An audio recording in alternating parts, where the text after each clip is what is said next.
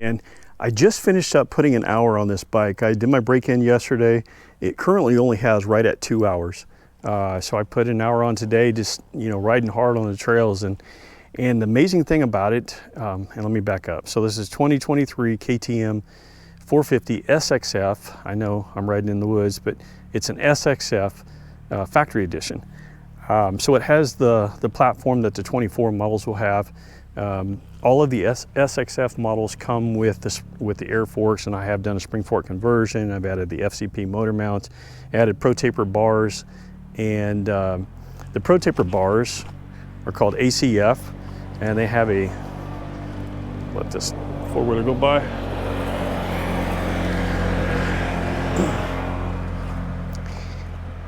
The ACF is a carbon fiber insert that goes in the end of the bars, and it helps reduce vibration and gives the bars a little more flex compared to the standard bars that come, the neck and bars that come from the factory.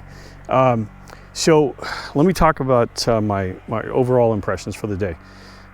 First off, everybody keeps saying that it's really soft on the bottom, and it is, but out here in the woods, that's actually, it's great. And here's the reason why. I have a 2022 YZ450F. I typically run in the Magic Map, so it hits pretty hard, right away. It's very soft, or a little soft on the very bottom, but it picks up really, really quick, and then it's like a light switch. Once it's on, it's all. This being soft, you can stab the clutch, and that power is there at any given time. Everybody talks about how much of a monster this motor is. And with the KTM, it starts building and then just keeps building all the way to the top. And it's very easy to manage the power. Out here, because it's a bunch of water on the ground and a bunch of slick spots, I am running the traction control, or at least I did today. And I found the best map for out here was actually the green map. And the green map's a little softer on the bottom. And then it just, it picks up hard in the mid-range. But the softer part on the bottom really made it great out here. Even though it's soft on the bottom, when it actually starts hitting, and that's maybe like quarter throttle, it starts hitting hard. And I really enjoy that because that reminds me more of my YZ450. So anyway, the bike's very balanced. I know a lot of people complain about the rigidity of the frame. I actually like it. I have a 2022 KTM 250 XC, so it's two-stroke with the older generation frame.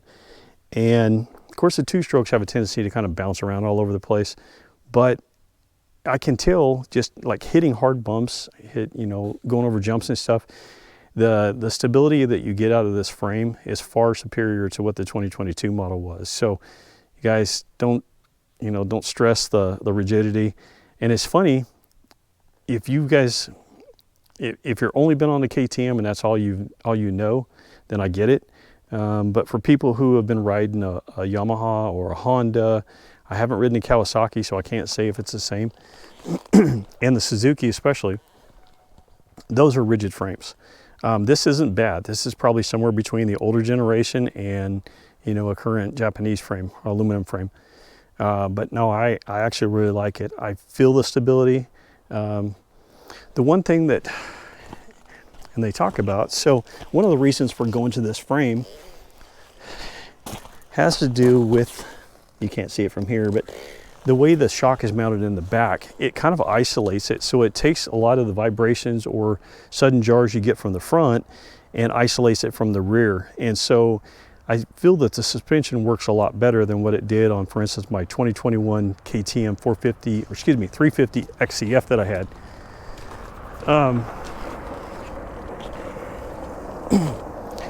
The Akrapovic, I can't say because I haven't had any other exhaust on it, but I really feel like it allows it to open up mid-range and top end, and that thing will just scream.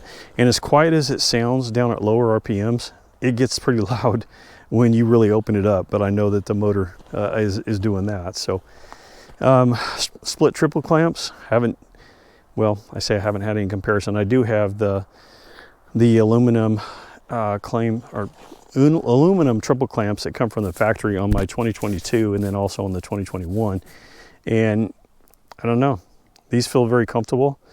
The one thing I will say, and I'm not excited about, is that there is more vibration. Adding the bars helped reduce a lot of it, and then adding the grips helps some. But at higher RPMs, that vibration is there. And one thing that I've noticed is that when you get into like longer trails, after a while your hands will start to go numb. And so maybe I'll just get used to it, I'm not sure, but I never noticed that with the YZ. The brakes are perfect. They're typical Brembo brakes. They're not too grabby, and you can modulate the brake power on them. Excellent. So I love that. People talk about how it's hard getting used to the front fender. I don't know. Maybe I'm just too focused on the ground, but I never really noticed it after I started riding. I do have the FCP motor mounts or engine mounts on there.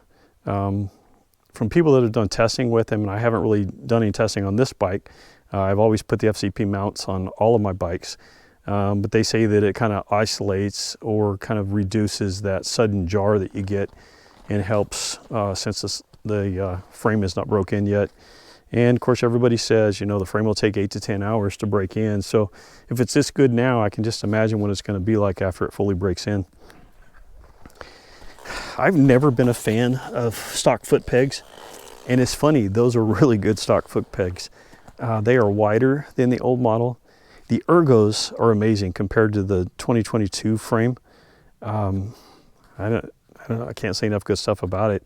You just feel like you're in the right place. You don't feel cramped. You don't feel like you're stretched out. Everything just feels perfect. And I had two Hondas, and the Honda's ergos are probably second to none.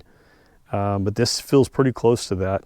The YZ, when I got it, I felt like it was really cramped. So I put flow lowering foot pegs on it, and they were 2 millimeters back, and then 10 millimeters, no, I said that wrong. 2 millimeters down and 12 millimeters back. And in reality, it doesn't drop it. I think it only drops it like 5 millimeters, but it did open up the cockpit on that YZ. But it still is not as good as this. I don't know, I think that's about it. You guys, I've got plenty of videos there for you to check out. I'll try to attach a couple here just so you can see. Now, obviously, I'm not fully accustomed to the bike yet. Only spent an hour, 2 hours on it now. But, you know, if you guys have any comments, any questions, feel free to reach out to me. Like I said, I have set this one up for the wood, so the valving, spring fork conversion, revalve the rear shock, and still need to do a bladder kit because the bladder kit wasn't in when we did the suspension. Did it at a kickstand. That's Fastway kickstand. And it tucks up out of the way. A buddy of mine just got a brand new KTM. It was a 2024 KTM 350 EXCF, and it has a factory kickstand. I hate that thing, and here's why. So it has a spring tension, so as soon as you lift up on the bike, the kickstand will start coming up off the ground. So here's the problem you run into. Let's say you're working on the bike here, you have it on the kickstand, you lean the bike over towards you, and then you're stuck on this side of the bike, and then the kickstand comes up. Well, the kickstand comes up, but it only comes up to about here. It's like it doesn't come all the way up. So I don't know if that's something that they need to improve on. But with the Fastway kickstand, it always stays up out of the way. It's got a great spring. It's got a great footprint on it. I'm very happy with that. So thank you guys for watching. Like I said, if you have any questions, any comments, please send them my way.